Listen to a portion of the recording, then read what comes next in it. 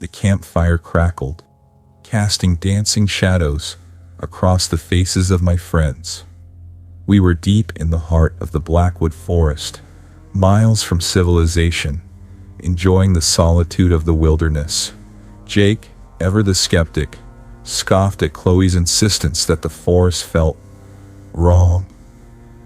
"It's just the wind, Chloe," he said, his voice a touch too loud. "You're letting your imagination run wild." Chloe shivered, pulling her jacket tighter around her. "It's not just the wind, Jake. I hear things." Whispers. Emma, usually so quiet, nodded slowly. "Me too. Like someone's watching us." Ben, ever the optimist, tried to lighten the mood. "Come on, guys, don't be such scaredy cats. This is supposed to be fun." He tossed another log onto the fire, sending sparks dancing upwards, but the laughter didn't last long. As the night deepened, the whispers intensified. They seemed to come from everywhere and nowhere, a chilling chorus that sent shivers down our spines. The trees, gnarled and ancient, seemed to lean in, their branches reaching out like skeletal fingers. Then we started to see things. Jake swore he saw a pair of glowing eyes watching us from the darkness. Chloe claimed she saw a shadowy figure flitting between the trees. I thought I heard a branch snap behind me, but when I turned, there was nothing there. Panic began to set in. We huddled closer to the fire, our eyes darting nervously into the surrounding darkness. The whispers grew louder, morphing into voices, each voice a reflection of our deepest fears and regrets. Jake, the brash one, started to confess a betrayal he'd carried for years, his voice trembling with guilt. Chloe, the sensitive one, sobbed uncontrollably, consumed by a fear of abandonment she'd never acknowledged. Ben, the life of the party, sank into a silent despair, his eyes filled with a haunting sadness. And then there was Emma. Usually so withdrawn, she became the voice of reason, the only one who seemed to understand what was happening. "It's not out there," she said, her voice calm amidst the chaos. "It's in here. Our fears, our regrets, they're feeding on us." Her words sent a jolt through me. Could she be right? Was this some kind of collective psychosis, amplified by the isolation and the fear? Desperate to escape the torment, we fled the campsite, running deeper into the woods, the whispers growing louder with every step. We stumbled upon an abandoned cabin, a glimmer of hope in the darkness. But the refuge was short-lived. The whispers followed us inside, seeping through the cracks in the walls, turning into a cacophony of voices, each voice a torment. Jake screamed in terror, begging for forgiveness. Chloe sobbed uncontrollably, clinging to me for comfort. Ben, I don't want to remember what happened to Ben.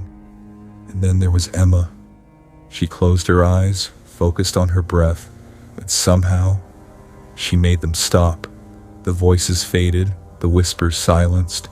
We emerged from the cabin the next morning, dazed and disoriented, forever changed. I don't know what happened that night. Was it real? Or was it just a collective hysteria, amplified by the isolation and the fear?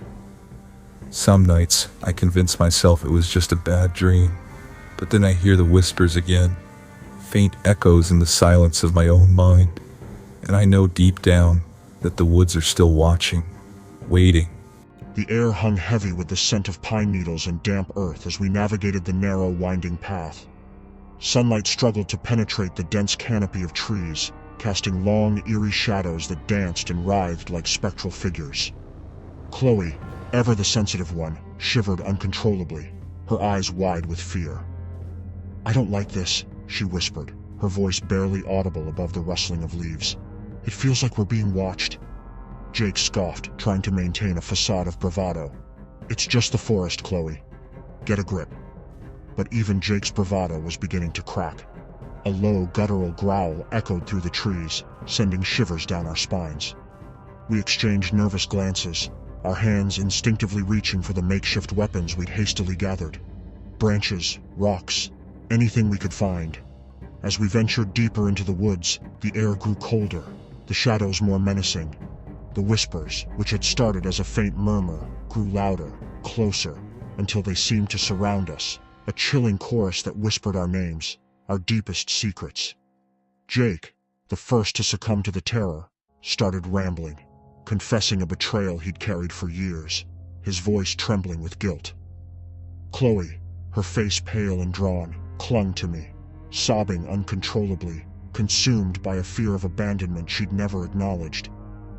And then, there was Ben. He retreated into a silent despair, his eyes glazed over, his mind clearly shattered by whatever unseen force was tormenting us. I felt a cold dread creeping into my own heart. The whispers, now a cacophony of voices, seemed to be probing my deepest fears, dredging up forgotten traumas, long-buried guilt. I felt myself slipping, losing grip on reality, drowning in a sea of terror. Suddenly, Emma, who had remained eerily calm throughout the ordeal, spoke.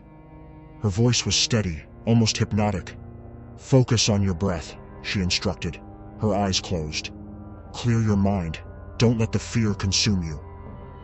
Her words resonated with me. I tried to follow her lead, focusing on the rhythmic rise and fall of my chest, trying to block out the cacophony of voices. Slowly, I began to feel a sense of calm returning, a fragile sense of control.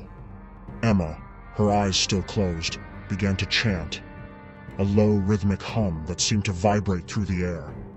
As she chanted, the voices around us began to weaken, fading into a distant murmur. The oppressive weight that had settled over us began to lift, as if an invisible veil was being lifted. We remained frozen for a moment, unsure if the danger had truly passed. Then, slowly, cautiously, we began to move, venturing out of the woods, back towards the path. The sunlight, when we finally reached it, felt like a blessing, warm and life-giving. We never spoke of that night again, not for a long time. The memories remained, however, a constant reminder of the terror we had faced, a chilling reminder that the darkness within us can be as terrifying as any monster lurking in the shadows. This continuation expands on the initial encounter with the unseen force, adding more sensory details and exploring the psychological impact of the experience on each character.